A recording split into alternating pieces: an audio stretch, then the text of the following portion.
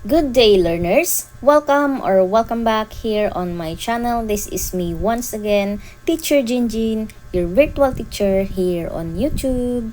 Nandito ko sa Math TV PH, ang iyong kaagapay sa pag-aaral ng mathematics. Bago tayo magsimula, i-click muna ang subscribe button at notification bell para updated ka sa ating mga bagong math tutorials. Tara, aral tayo! Ano ang napapansin ninyo na pagkakatulad dito sa mga figures? Lahat ito ay four-sided polygons. Ang tawag dito ay mga quadrilaterals. Quadri means four, lateral means sides. Sa video na ito ay ituturo ko sa inyo ang mga types ng quadrilaterals at kung ano ang kanilang mga properties at classifications. The sides of quadrilateral may be equal, parallel, or unequal. Ituturo ko sa inyo ang mga types ng quadrilaterals at kung ano ang kanilang mga classifications according to their sides, angles, at diagonals. Kapag ang quadrilateral ay may one pair of opposite sides which are parallel, ang tawag dito ay trapezium or trapezoid. Ang side na ito ay parallel siya dito sa side na ito. The diagonals of trapezoid are not equal. The diagonals of trapezoid do not bisect each other. Bisect means to divide into two equal parts. Angles at the end of non-parallel sides are supplementary. Ibig sabihin kapag pinagsama natin ang angle na ito at ang angle na ito, ang magiging measurement niya ay 180 degrees. Ganon din dito sa side na ito. For example, meron tayong quadrilateral EFGH. Ang tawag sa side na parallel ay bases. Dito, ang side EF at side GH ay mga bases. Ang tawag naman dito sa mga non-parallel sides ay legs. Yung side EG at side EF ay legs. Walang special sa sides, angles, or diagonals ng trapezoid or trapezium, pero kapag itong dalawang non-parallel sides ay magkapareho, ito ay tatawaging isosceles trapezoid. Ang isosceles trapezoid ay merong pair of opposite sides na parallel. Non-parallel sides are equal, ibig sabihin yung side na to at yung side na to ay equal.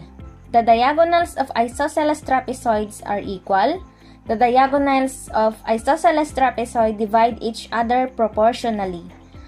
Angles at the ends of parallel sides are equal. Angles at the ends of non-parallel sides are supplementary. Ituloy naman natin sa parallelogram. Opposite sides are parallel and equal. Diagonals are not equal. Diagonals bisect each other. Opposite angles are equal. Ibig sabihin, equal ang angle na ito sa kanyang katapat na angle. The sum of adjacent angles are supplementary. Halimbawa, meron tayong quadrilateral na PQRT. Ang side PQ ay parallel siya sa side RT at ang side PR naman ay parallel siya sa side QT. Ang sukat naman ng side PQ ay equal siya sa sukat ng side RT at ang side PR ay equal din siya sa side QT. Ang measurement naman ng angle P ay equal siya sa measurement ng angle T at ang measurement ng angle Q ay equal siya sa measurement ng angle R.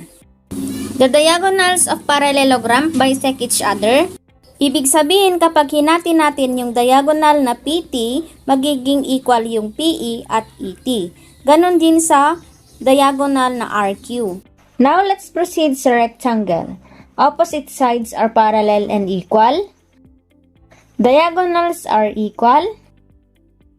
They bisect each other. Ibig sabihin ng bisect kapag hinati mo ay magiging equal sila. All angles are right angle. Halimbawa, meron tayong quadrilateral na ABDC. AB is parallel to DC and AD is parallel to BC. Meron tayong four right angles. Yung angle A, angle B, angle C, and angle D ay 90 degrees. Ang side AB ay equal siya sa side DC. Ang ibig sabihin ng mark na ito ay equal sila. Ang side AD naman ay equal siya sa side BC.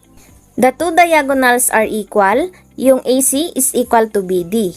Diagonals bisect each other sa rectangle. Now let's proceed sa rhombus. Rhombus have opposite sides are parallel and all sides are equal. Diagonals are not equal. They bisect each other at right angle. Opposite angles are equal. Sum of adjacent angles are supplementary. Ibig sabihin, kapag pinagsama natin tong angle na ito at ang angle na ito, ang magiging sagot niya ay 180 degrees. Halimbawa, meron tayong rhombus na EHGF. Ang EH ay parallel siya sa FG at ang EF ay parallel siya sa HG. Merong 4 sides na equal. EH is equal to HG is equal to GF is equal to FE. Yung opposite angles naman ay equal. Angle E is equal to angle G and angle H is equal to angle F. Yung diagonal ay perpendicular to each other. Yung AG ay perpendicular siya sa HF.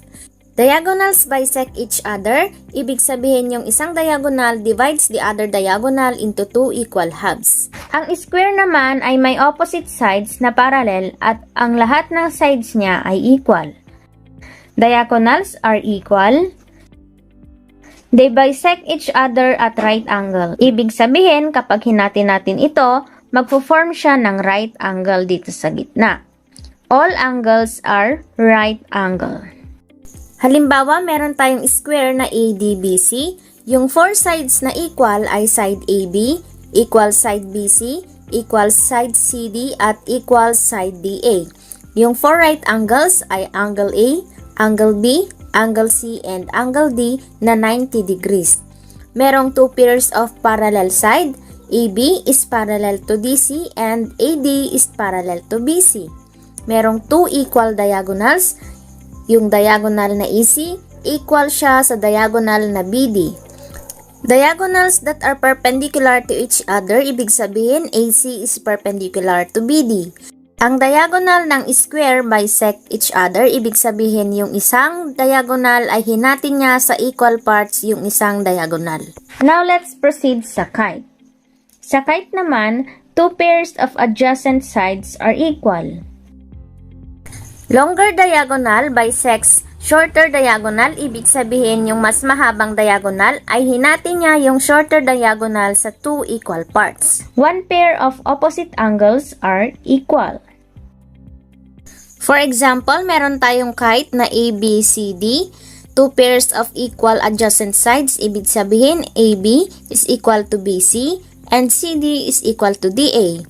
Yung pair of opposite sides na equal naman ay angle A and angle C. Diagonals that are perpendicular to each other, ibig sabihin AC is perpendicular to BD. Now let us summarize the types of quadrilaterals. Yung parallelogram, ang sakop niya ay rectangle, rhombus at square. Ibig sabihin yung rectangle, rhombus at square ay type ng parallelogram. Yung rhombus naman, ang sinasakop niya ay kite. At meron din tayong quadrilateral na trapezoid at ang sinasakop naman niya ay isosceles trapezoid.